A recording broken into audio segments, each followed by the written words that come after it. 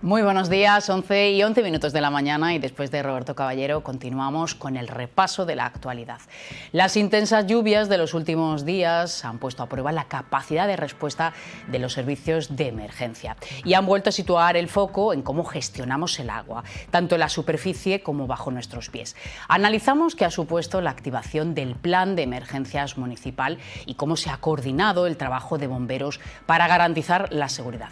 También miramos al subsuelo para entender qué ocurre con el agua que cae, cómo se recargan los acuíferos y qué impacto real tienen esas lluvias en un contexto de sequía y de cambio climático. Y cerraremos con cultura y compromiso social. El teatro se convierte en escenario solidario con la representación de 8 mujeres de la Asociación de Amigos del Teatro destinada a Fundatul. Pues enseguida vamos con ello. Arrancamos.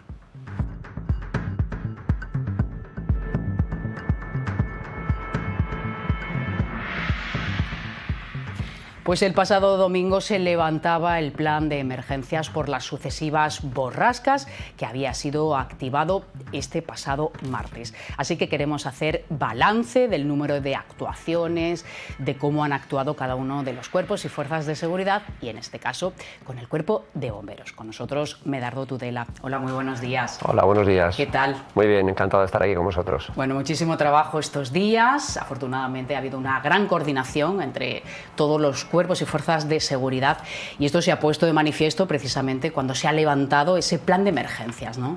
Sí, de alguna manera lo que hay que es optimizar un poco todos los recursos que tiene la ciudad y bueno, pues llega un momento en que se activa el plan de emergencias, si no recuerdo mal fue el martes a mediodía, y bueno, pues por la situación que estábamos viviendo. Y lo más importante, el concepto desde mi punto de vista es muy simple. Se trata de compartir información para poder optimizar y priorizar, porque el problema que tenemos es de multitud de intervenciones a la vez. Gestionar eso es un poco lo difícil, con lo cual eso nos obliga a hacer una especie de triaje, optimizar, es decir, bueno, donde hay personas en peligro, vamos para allá con carácter de urgencia, y hay otras que se quedan en cola de espera, se quedan pendientes para hacerlas más adelante. ¿Cuántos efectivos se movilizan? Pues nosotros de bomberos lo que hicimos en función de las circunstancias, reforzar el personal que teníamos de guardia y bueno, pues reforzamos los 2 parques, Marbella, San Pedro, y la central nuestra de comunicaciones, porque muchas veces en la propia central es donde hay un montón de información, teléfono que no para de sonar, el 112, avisos. Entonces, bueno, pues a veces tenemos siempre 2 compañeros en la central, entonces en estas situaciones lo que hicimos es reforzar con un compañero más para gestionar esos avisos, esa información que se está cociendo ahí en la central nuestra. Claro, para canalizarla. Sí. ¿Cuántas actuaciones habéis tenido en estos días? Han superado el centenar, ¿no? Sí, si cerramos ayer, porque digamos que hemos tenido un poco coletazos del temporal, todavía había alguna rama, algún árbol por ahí dando vueltas, hemos superado las 110 intervenciones. Y el resumen es que hemos tenido, iba a decir, un poco de todo, no mucho de todo, hemos tenido mucho de todo, ese es el resumen, sí. Ese es el resumen. ¿Vosotros recordáis otra época así? Bueno, tenemos que remontarnos, decían, hasta 2010 en el número de actuaciones, ¿no?, que ha habido, en el número de incidencias respecto a esta sucesión de borrascas. ¿Vosotros recordáis otra época así del estilo? Siempre tenemos, bueno, pues en función de la época del año tenemos este tipo de inclemencias y de acumulación.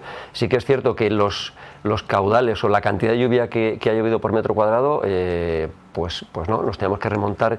Creo que tuvimos un episodio muy complejo, que cayeron más de 200 litros por metro cuadrado, y pues ya nos tenemos que remontar a 2000, no te sé decir si 2014 o 15, de ese orden. Claro, ha llovido bastante, pero ha llovido bien. Sí. Porque el problema es cuando llueve de una manera muy fuerte y en muy poco tiempo. En muy poco tiempo, y el viento, con lo cual el terreno está más blando, con lo cual las rachas de viento hacen que los árboles, a lo mejor que en otras circunstancias, pues no sufren ningún daño, pues en estas ocasiones, bueno, pues se cae algún árbol, se partan ramas. Influye todo, influye la lluvia más el viento. Claro, el viento sobre todo. Hemos hablado mucho de la caída de árboles, tanto en la vía pública como en urbanizaciones, casas privadas. Claro, esto tiene un gran riesgo para la población.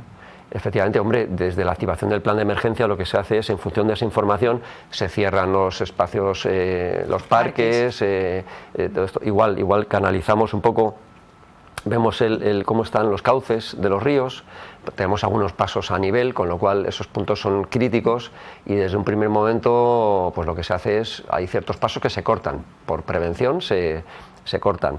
Y curiosamente, algunos de estos pasos que los cortamos, se han instalado vallas fijas para que no sea una simple cinta y que la pueda quitar cualquier persona, ¿no? Entonces, en algunos pasos se han instalado vallas, en otros pusimos, recuerdo una de las noches, no estoy muy seguro ya si fue el domingo, qué noche fue, la zona de Río Verde se acordonó con vallas y con cinta y resulta que un vehículo por la noche pues quitó aquello, pasó por el medio y se quedó en el medio del cauce y hubo que ir a rescatarlos. Había 3 personas en el vehículo.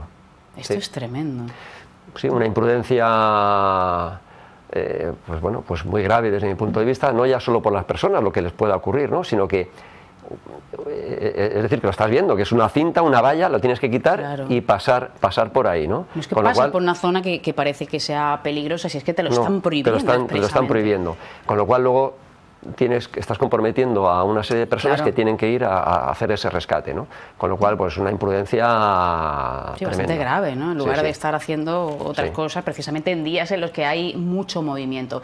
También hubo otro chico que se bañó también. Sí, estábamos controlando el cauce, creo que era el Guadaiza, porque también justamente la desembocadura se ha comportado bastante bien, se eliminó donde se acumulan ramas en un momento determinado, con maquinaria pesada se quitaba de inmediato, con lo cual el nivel del cauce bajaba y bueno, pues estábamos controlando el cauce y un chico joven, bueno, pues se quería bañar en el río, ¿no? Bueno, pues una imprudencia tremenda, que puede ser razonable, cada uno que haga lo que quiera, sí, pero es que luego comprometes a los demás, que hay que ir a rescatarte, ¿no? ¿Ha habido algún otro tipo de imprudencia? Que yo tenga conocimiento ahora mismo, no, esas son las dos más graves. Y lo de eliminar una cinta, a mí me parece una imprudencia tremenda, no ya solo porque puedo pasar el vehículo, a lo mejor ese vehículo es un vehículo muy grande, muy tal, bueno, y pasa, pero se queda la cinta abierta, claro, puede llegar otro ciudadano, pensar, por aquí puedo pasar y tiene el problema él, ¿no? Además de la caída de árboles, de los que hemos hablado muchísimo, ¿qué otro tipo de incidencias importantes habéis tenido vosotros? Pues también tuvimos el hundimiento parcial del embovedado del río Huelo, en la calle Peral con Mesoncillo.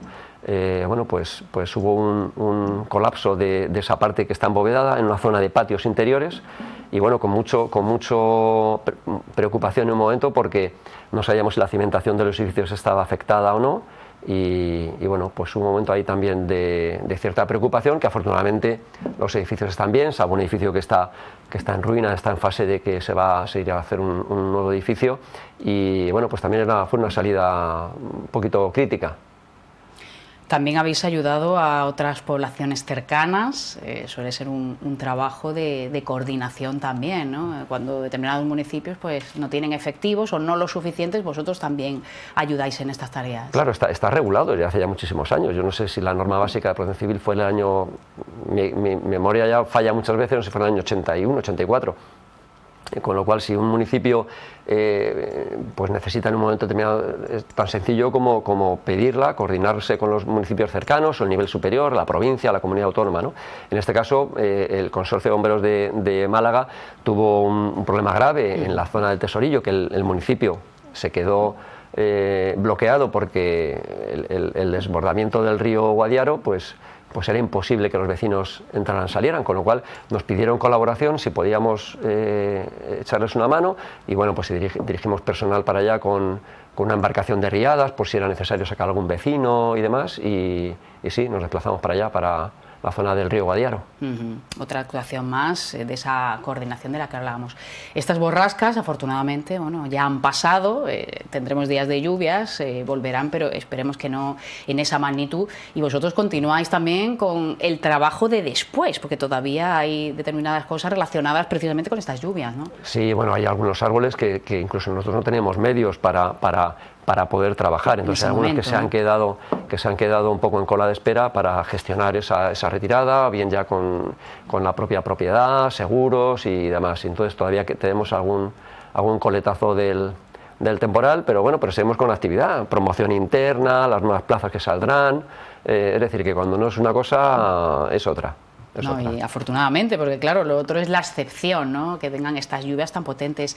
¿Cuántas plazas saldrán de bomberos? Pues están en periodo ahora mismo de presentación de instancias y tenemos 11 plazas de nuevo ingreso de bombero, más la promoción interna de cabos, sargentos y suboficial. La de suboficial ya ha terminado, está en fase de hacer el curso de capacitación y bueno, van un poco todas en cadena, pero estamos inmersos en ese proceso que bueno, pues hay que entender las emergencias y lo que no es urgente y lo cotidiano y todo, con el resumen, con bastante actividad. Bueno, ya hablaremos de esto y también, bueno, de la preparación para que no haya incendios, para minimizar los efectos también en la montaña. Supongo que dentro de nada, estamos ya prácticamente en primavera, comenzáis con esos trabajos de limpieza, ¿no? Como dicen los entendidos en masa forestal, los incendios se apagan en invierno. Claro. Con lo cual, bueno, pues ¿qué va a ocurrir? Presumiblemente la cantidad de lluvias que hemos tenido pues nos hará una primavera frondosa con una cantidad de vegetación de bajo porte enorme y eso nos complicará el verano, pero bueno, todavía queda mucho para el verano, todavía queda mucho. ¿Pero eso es gasolina para los incendios? Efectivamente, afirmativo. Bueno, ojalá que no tengamos que lamentar muchos este verano. Medardo Tudela, muchas gracias. Un placer estar con vosotros. Gracias, hasta la próxima. Muy bien. Gracias.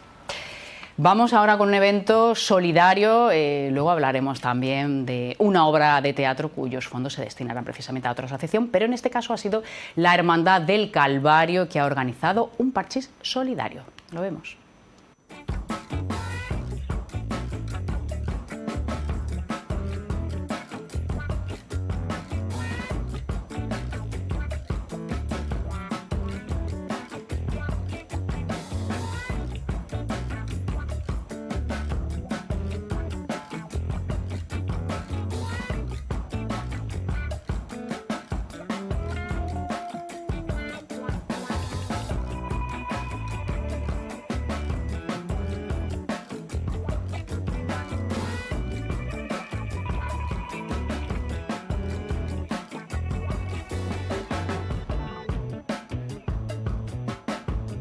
Hoy celebramos la primera edición del torneo de parchís de la Hermandad del Calvario y bueno, el objetivo principal es eso, pues echar una jornada donde todas las familias puedan disfrutar de este día, porque al final conocemos que el parchís pues, es un juego donde todas las edades pueden participar. Entonces el objetivo que hemos hecho pues es eso, crear la primera edición del torneo de parchís para que echar un día de hermandad y que todas las personas, los miembros de la familia puedan participar.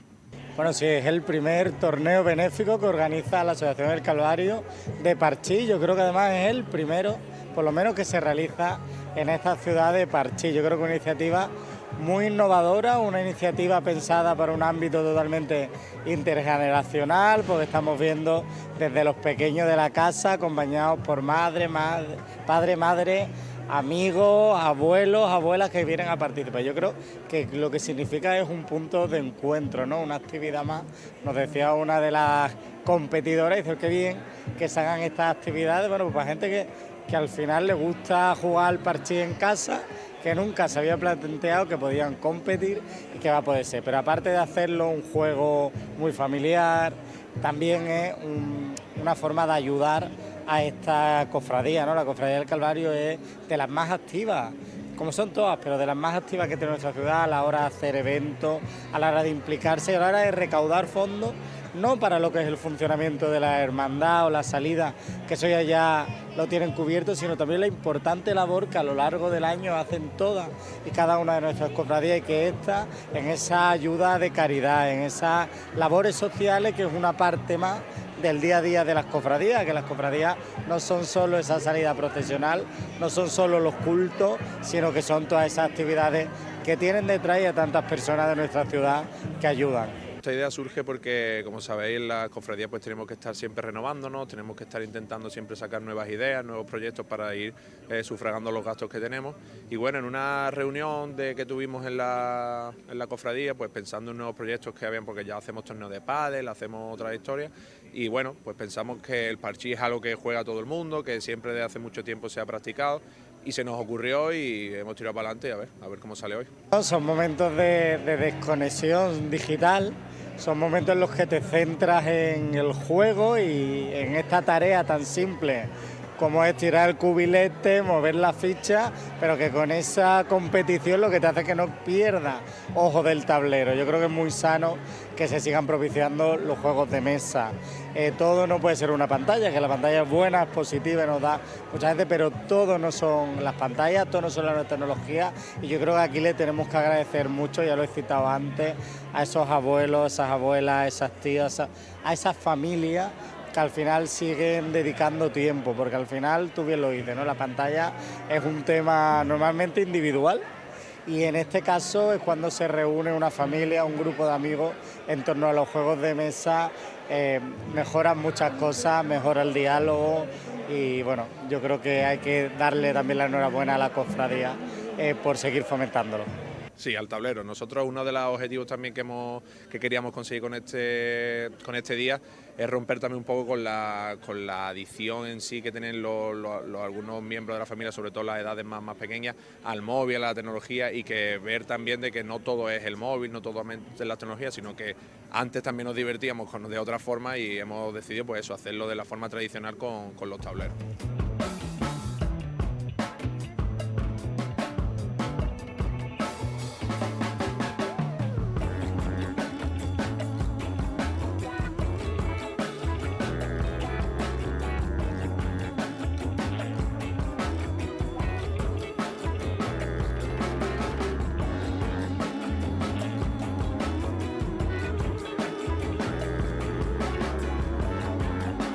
Chicos, ¿cómo os llamáis?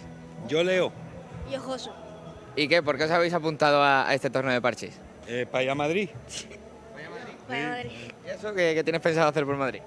Ir al Bernabéu y eso, ¿sabes? Para ver al Madrid, que como me gusta mucho el Madrid, pues quiero ir allí. ¿Te da bien el parchís o no? Bueno, sí, tengo mucha suerte, la verdad. Qué suerte. Sí, Entonces vienes a ganar. claro, claro. ¿Y estos torneos que Nos son? encanta jugar partidos, de hecho jugamos un montón, ¿sabes? Y ahora en una era en la que, digamos, mandan malas tecnologías, estos ratitos de parchís se valoran seguro mucho más, ¿no? Hombre, sin duda, yo de hecho en la facultad lo que más aprendí es jugar parchís, ¿sabes? Pero él sobre todo, que yo qué sé, más por el tipo de generación, ¿no? Que juega más, bueno, pues, cuando está en mi casa, porque es mi sobrino, cuando está en mi casa no jugamos a la Play, ni solo parchís, al Rigs, ¿verdad?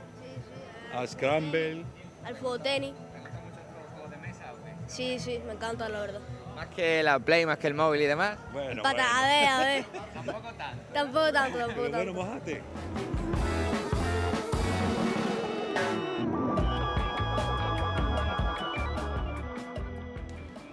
Bueno, desde luego se lo pasaron, como hemos visto, muy bien. Las lluvias de estos días han tenido grandes efectos, no solamente en los embalses, en los pantanos, sino también en lo que hay debajo de la tierra. Hoy queríamos analizar también estas consecuencias con Iñaki Vadillo, que es catedrático de Hidrogeología de la Universidad de Málaga. Hola, muy buenos días. Muy buenos días, ¿qué tal? ¿Cómo están? Muy bien, gracias por atendernos esta mañana. Hoy queríamos saber, hemos hablado muchísimo de las consecuencias que hemos tenido en todos los sentidos, y hoy queríamos hacerlo también en el subsuelo. ¿Qué pasa cuando llueve de una manera tan extraordinaria y en poco tiempo? Depende, si hablamos del medio subterráneo, pues depende también del tipo de materiales de lo que estemos hablando. En el caso que ha salido en las noticias estos días, la consecuencia, pues lo hemos visto, llueve una cantidad desorbitada de lluvia. Estamos hablando que en la zona de Grazalema en enero llovieron 1.300 litros por metro cuadrado, y el miércoles de la semana pasada llovieron 600 litros. Estamos hablando que en un mes y un día llovieron casi 2.000 litros por metro cuadrado. Un sistema como un sistema acuífero, las rocas del subsuelo, tienen una capacidad de almacenamiento de agua y una capacidad de drenaje de esa agua. Toda el agua que entra en algún momento sale por los manantiales o por transferencia de recursos, pero cuando esa capacidad de entrada se sobrepasa por la de salida, el agua se empieza a acumular en el interior, y lo que hemos visto, sale por donde naturalmente sale, y si se encuentra un pueblo, pues se encuentra un pueblo. Entonces, el problema ha sido esa inmensa cantidad de agua de lluvia que ha entrado en muy poco tiempo, la torrencialidad. Hablas de esos municipios que han tenido consecuencias tremendas, pero en casos como el nuestro, Marbella, por ejemplo, ¿ese agua se pierde o de alguna manera se gana? Bueno, la palabra perder en hidrogeología, cuando hablamos del ciclo del agua, bueno, no, porque el agua no se pierde. El agua que vamos y que vemos por los cauces va a llegar un momento que llegue al mar y es verdad que el mar necesita esa agua para, sobre todo el mar Mediterráneo. Si no hubiera ningún tipo de ríos que llevasen agua al mar Mediterráneo, en un momento, no en días o en semanas, sino en años y décadas, pues se aumentaría la salinización, es decir, que el agua tiene que ir al mar. Lo que pasa es que nosotros echamos de menos el agua que va por los ríos en las épocas de sequía, ¿no? Entonces sí que se podrían hacer algún tipo de actuación para que esos excedentes de agua que vemos en momentos de torrencialidad pudieran ser aprovechados, ¿no? Pero eso es un tema ya de técnicas de recuperación de ese agua, como son recargas artificiales de acuíferos. Estos días se han sucedido también terremotos en algunas localidades, pero esto no tiene nada que ver con las lluvias, ¿no? Pues mire, son momentos bastante curiosos, ¿no? Nunca había pasado esto hace muchos años, lo de lo que se ha llamado hidroseísmos, se achacaba a esa fuerza del agua, esa presión del agua en el interior de estos acuíferos, lo que podía provocar esos movimientos que se traducían en los seísmos que la población notaba. Pero ayer o antes de ayer, expertos del Instituto Geológico y Minero de España, integrado en el Consejo Superior de Investigaciones Científicas, rechazaron esa hipótesis y lo achacaron a que es una zona tectónicamente activa. Lo que pasa es que ha habido coincidencia en el momento de las lluvias con esos terremotos, ¿no? Entonces parece ser que ha sido descartada esa acción del agua como para crear lo que provocaba los terremotos. ¿Qué papel juega la planificación y la gestión del agua en un escenario donde el cambio climático pues parece que cada vez tiene efectos más visibles? Bueno, la gestión del agua y lo que es la gobernanza del agua, es decir, tomar las decisiones correctas para una buena gestión, es una cosa que nosotros, sobre todo los que vivimos en el sur peninsular y en zonas del arco mediterráneo con zonas desérticas o semidesérticas, pues tenemos que tener y tener bastante presente, ¿no? Nosotros en nuestro ADN hidrogeológico tenemos que tener bien integrado que en la zona en la que vivimos va a haber momentos de sequía y vienen cada ciertos años y van a ser más recurrentes, pero también van a venir esos momentos en los que hemos vivido estas semanas pasadas, momentos de lluvia más intensa, lo que es la torrencialidad, es decir, que llueve lo mismo pero en menos tiempo. Vamos a tener que convivir y tenemos que, en este cambio climático que estamos y que nos viene, esos dos episodios de sequías y de torrencialidad van a ser frecuentes y hay que gestionar bien las aguas. ¿Cómo se gestionan las aguas en zonas en las que estamos? Pues anticipándonos a esta situación. Si sabemos que vivimos en una zona de sequía, pues habrá que hacer obras, embalses, que tampoco se puede hacer mucho más embalses de los que hay. Tenemos los acuíferos que están subexplotados, es decir, eso quiero decir subexplotados a que no se utiliza toda la potencialidad de los acuíferos. En España tenemos 4 o 5 veces más agua embalsada en los acuíferos que en los embalses, pero utilizamos mucho más el agua superficial de los embalses que de los acuíferos. Eso es algo que habría que cambiar. Y después tenemos otro tipo de herramientas, como son los recursos no convencionales, la reutilización del agua para riego, lo que es la desalación, que habrá que hacerla donde haya que hacerla, lo que es la recarga artificial de acuíferos, que es lo que le decía antes, ese excedente de agua que vemos salir por el embalse de la Concepción, que en pocas semanas no me gusta utilizar la palabra tirado, se ha vertido al mar, pues en pocas semanas se ha vertido muchas veces el agua que utilizamos en la Mancomunidad de Municipios de la Costa Suroccidental, ¿no? Pues esa agua se podía revertir e inyectar en los acuíferos. Y eso son todas herramientas que de forma conjunta ayudan a solventar esos episodios de sequía y el aumento de demanda que tenemos en la Costa del Sol y cada día va a ser mayor, ¿no? Planificación, como decías, es fundamental a la hora de combatir algo con lo que ya tenemos que lidiar y que será el pan nuestro de cada día. Acabamos de hablar con el jefe de bomberos y nos decía, como ha habido tantas lluvias, el suelo estará muy fértil, muy frondoso, y luego los incendios serán más fuertes, ¿no? Bueno, la cara y cruz de lo de nunca llueve a gusto de todos. Seguramente dentro de unas semanas el campo estará precioso, pero claro, generará más masa arbórea y claro, llegará el agosto la sequía y la sequedad del suelo, ¿no? Pero bueno, preferimos que llueva, ¿no? Mejor. No, por supuesto, por supuesto. ¿Qué mensaje podemos lanzar a los ciudadanos ante este clima que vamos a ir teniendo ya y que es un presente?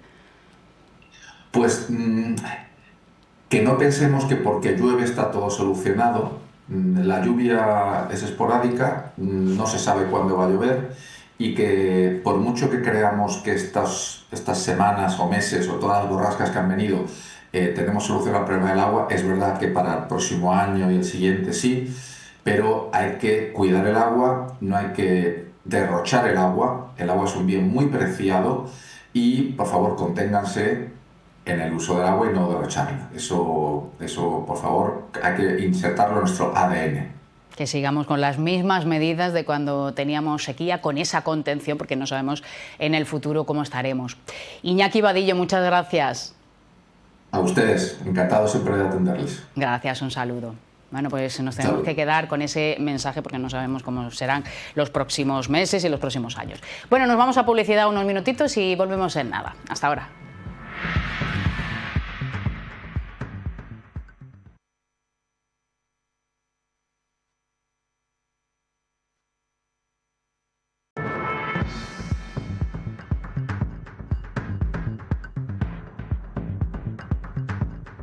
¿Qué tal? Son las 12, casi menos 10 de la mañana y el cierre lo queremos poner.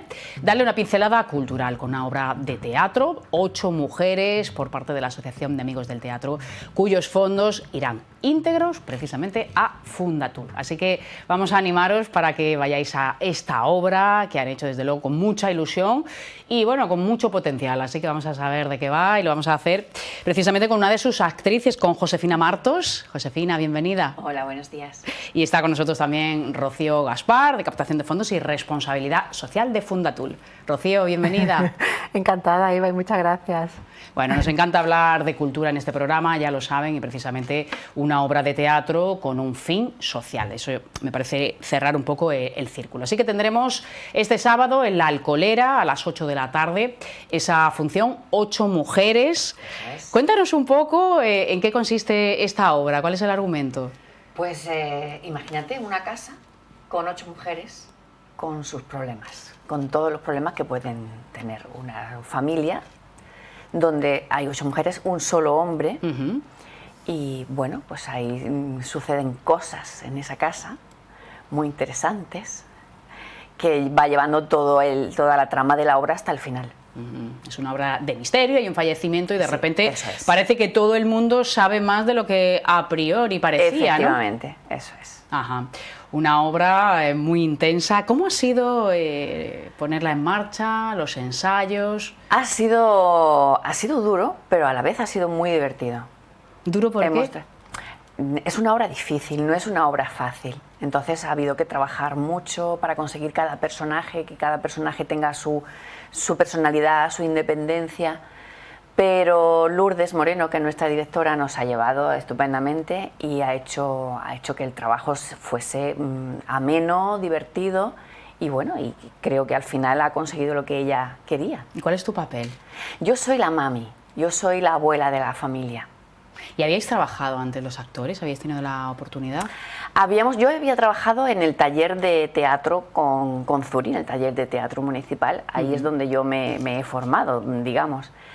Entonces sí había actuado en el teatro con la obra suya, porque en cuarto ya se va al teatro.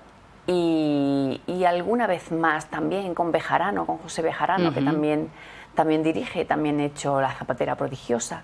Sí, había hecho algunas cosillas. Con algunos. Sí. Esta obra está más que testada, la estrenasteis el año pasado. Sí, eso es. Con muy buena acogida. Sí, totalmente. Totalmente. El teatro lleno y además gustó mucho. La gente se fue contenta, se fue, bueno, con un buen sabor de boca. Sí. Hacéis una labor muy importante, tanto la puesta en marcha de obras de teatro como al final, bueno, todo lo relacionado, ¿no? Para que este mundo siga avanzando y de esa la manera. cultura yo creo que es muy importante. Bueno, Rocío, vosotros muy contentos, todo lo que sea al final con este fin y todo íntegro, tenemos que decir, porque a veces a lo mejor se dona una parte, pero en este caso No. será todo destinado para Fundatur. Sí, todo destinado para Fundatur y nosotros siempre pues agradecidos, ¿no?, de recibir la ayuda, ¿no?, y sobre todo cuando es con teatro, cuando es cultura y tercer sector se juntan, es que eso es como algo que es mágico, la verdad, porque por una parte haces una concienciación a nivel cultural en la sociedad, ¿no?, de que la gente tiene que ir al teatro porque es súper importante la labor que hacen, ¿no?, y aparte la actuación, que aunque sean amateurs, no parece para nada que sean amateurs porque son muy profesionales, la verdad. Yo he visto la obra y es maravillosa. Y la labor de Lourdes también, ¿no?, porque recordar que ellas no se dedican a eso y aparte tienen sus labores, sus trabajos y otras su cosas vida, que hacer y su vida. Entonces, dedicar también siempre es poner en valor, y a mí me parece de agradecer mucho de que personas, digamos, que tienen su vida y que dediquen una parte de su tiempo, que el tiempo es dinero, en hacer eso, ¿no?, porque les apasiona, porque les gusta, porque, bueno, cada uno tendrá su porqué o su para qué, pero que me parece como muy generoso, ¿no?, digamos, de destinarlo además a una fundación, en este caso Fundatur, que yo, digamos, represento aquí, pero que me parece algo como muy, ¿no?, de esa combinación muy mágica, la verdad, me parece como algo muy necesario, que se empezó a hacer hace ya mucho tiempo, pero después se paró y empezábamos también a hacer, digamos, con TikTok, por mediación de Zuri, y empezamos ya, digamos, a tomar esa, digamos, determinación, sobre todo ellos, que siempre son los que tienen que quieren, ¿no?, y que están dispuestos, disponibles, aunque da igual el tiempo, da igual su esfuerzo, lo hacen de una manera muy generosa, y a mí eso me parece como que muy destacable, porque, ¿verdad?, hoy el día el tiempo es oro, ¿no? Sí, sí. Entonces, A veces cuesta mucho trabajo que todas coincidamos, que no tengamos cosas importantes que hacer. Claro. A veces cuesta trabajo. Claro. Entonces, pero hay que darle ese valor, y a mí me parece importante, porque la gente piensa, ay, tal, no, ¿entiendes? Como que no, venga, sí, ellos que están aburridos, ¿no? Sí. Y vamos a hacer... No, nadie está aburrido, y aparte mucho que tienen hacer. muchísimas cosas que hacer, que es, digamos, es un esfuerzo que lo hacen con muchísimo cariño, porque les encanta y les apasionan, y yo lo sé porque, bueno, porque las conozco, digamos, desde dentro, pero que, a ver, que hay que esa labor tan generosa también, aparte del dinero que dan, ¿entiendes? Porque ellas también se mueven para que todo el mundo vaya a verla, nosotros también, pero que ellas también hacen una labor ahí súper importante. Sí. Entonces, a mí me parece, no sé, para mí eso de verdad es una de las cosas más valorables, y por eso le eternamente agradecida, ¿no?, de verdad, porque a mí a lo mejor, oye, yo hago cosas, ¿no?, por los demás y tal, pero oye, entiendes que son cosas que cuestan, ¿no? Y que si no actuaran bien tampoco claro, se subirían exactamente, ¿no? Pero a las tablas, ¿no? Sí, sí, es que eso yo ni eso ni, de verdad yo tengo tan integrado que son profesionales, Claro. que para mí, ¿me entiendes? Yo desde mi ignorancia, yo qué sé, yo las veo y yo me quedo como alucinada, digo, ¿cómo estas mujeres tan valientes pueden hacer eso? Yo no sería capaz de hacerlo, ¿eh? El precio de las entradas es muy simbólico, son solamente 11 euros. Además coincide con San Valentín. Sí. O sea, a las 8 de la tarde, la obra durará hora y algo, ¿no? 1 hora y muy poco, 1 hora y 10, 1 hora y cuarto. Hora y poquito, o sea que luego se pueden ir a cenar tranquilamente. Sí. Es un planazo, ¿verdad, Josefina? Un planazo Y además total. en la Alcolera, Total. que es un espacio también con mucho encanto. Es muy bonita la Alcolera, Sí, es muy muy un teatro muy acogedor. acogedor, a mí me gusta mucho. Sí. Sí. Rocío, hablamos muchas veces de los programas que estáis desarrollando, que son muchos. Hablamos la última vez de ese programa con Unicaja, Sí. muy interesante.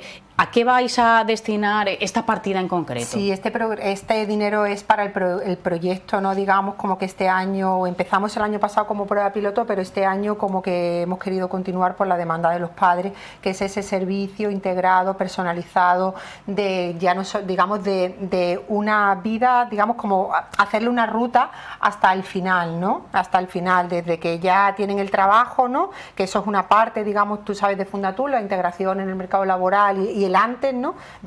Y este programa es como el después, ya una vez que tienen el trabajo, pues como continuar, digamos, esa vida, ser independientes, organizarse, digamos, pues hay muchos problemas cuando una persona tiene discapacidad, hay muchas cosas que nosotros tenemos normalizadas que ellos no.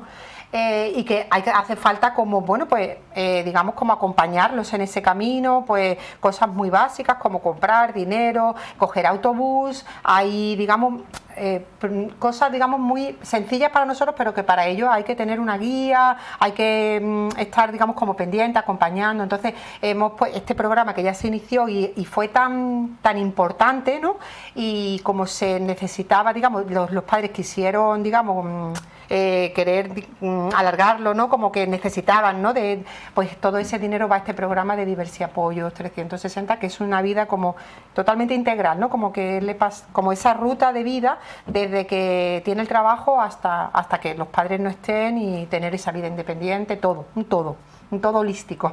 Bueno, Rocío, a seguir buscando fuentes de financiación, porque desde luego programas tenéis muchísimo, trabajáis con muchos chicos y ya hemos visto los efectos que tienen al final estos programas en esa inserción laboral, en esa contratación y renovación también en sus puestos de trabajo. Eva, es que cambia vidas. Es que esto le cambia la vida a las personas. Entonces, tú imagínate una madre, ¿no? Que piensa que su hijo no va a ser nunca independiente, que siempre va a tener como esa necesidad de, digamos, como, no sé, pues de verlo, digamos, no una persona útil en la sociedad. Imagínate el cambio de mentalidad que es: mi hijo es útil, produce, es feliz, tiene una vida como a lo mejor ellos nunca se hubieran imaginado, y eso es muy importante. Y que dejen de tener miedo a cuando ellos no estén, que se valgan por sí mismos. Que cuando ellos no estén, pues tendrán una vida, digamos, bueno, pues sin ellos, ¿entiendes? Normalizada. Entonces ese miedo, por lo menos, que lo tengan como que, digamos, no controlado, no es la palabra, pero por lo menos que sepan la ruta alternativa, ¿no? U otra posibilidad, es decir, que a lo mejor eso no es lo que va a ser, pero por lo menos que tengan alternativas, ¿no? Que eso es una posibilidad que existe y está ahí, y es una posibilidad bastante, no sé, a mí me parece bastante loable, ¿no? Entonces, no sé, nada más que eso es que la mentalidad de las personas ya hoy en día ha cambiado mucho, ¿entiendes? Ya no es como antes, las personas con discapacidad, antes pues, perdona, se tenían encerradas, ¿entiendes? Era una vergüenza para la sociedad. Y hoy en día ya no, ¿entiendes? Es que son gente igual que nosotros. Yo también tengo discapacidad, tú también tendrás discapacidad en algunas cosas. No todos tenemos, ¿sabes? No todos sabemos todo así, ¿sabes? Entonces, no sé, me parece... Sí, pero que precisamente si una persona tiene una discapacidad es cuanta más formación tienes que darle y más herramientas, y no más al contrario. Claro, exactamente. Y tener, digamos... organizarle, diseñarle, darle unas alternativas, digamos, para que ellos elijan, porque al final ellos son los que eligen y tienen esa, digamos, derecho de elegirlo, ¿no? Pues yo tengo esto, pero también tengo esto, ¿no? No solamente este camino que yo no quiero, pues está esto también, ¿no? Y esto, oye, pues esto me hace sentirme más libre, mejor, más feliz, más útil. Oye, pues no sé. Ese es el camino, está claro. ¿Con cuántos chicos trabajáis? Mira, el año pasado que están ahí, que sabes que los datos y tal que tienen que salir ya, que se están ya terminando, el año pasado se atendieron a 400 chicos y se contrataron unas 80 personas más o menos. Entonces yo creo que son cifras importantes y cada vez más familias nos llaman, ¿no? Más, digamos, como cada vez tenemos chicos como antes, ¿no? Como más jovencitos, 16, 17, porque, a ver, estar alargando también, una vez que terminan el colegio, estar alargando ahí situaciones no tiene sentido. Entonces, bueno, pues, a ver, hay personas, cada persona encaja en sitios diferentes, cada uno valemos para una cosa, ¿no? Entonces, bueno, pues cada vez tenemos más chicos. ¿Y hay más chicos o chicas? Hay más chicos. Chicos. Hay más chicos, sí. Y cada vez hay más personas que tienen problemas, autismos, problemas mentales, problemas de discapacidad. El tema de las redes sociales es un añadido muy importante.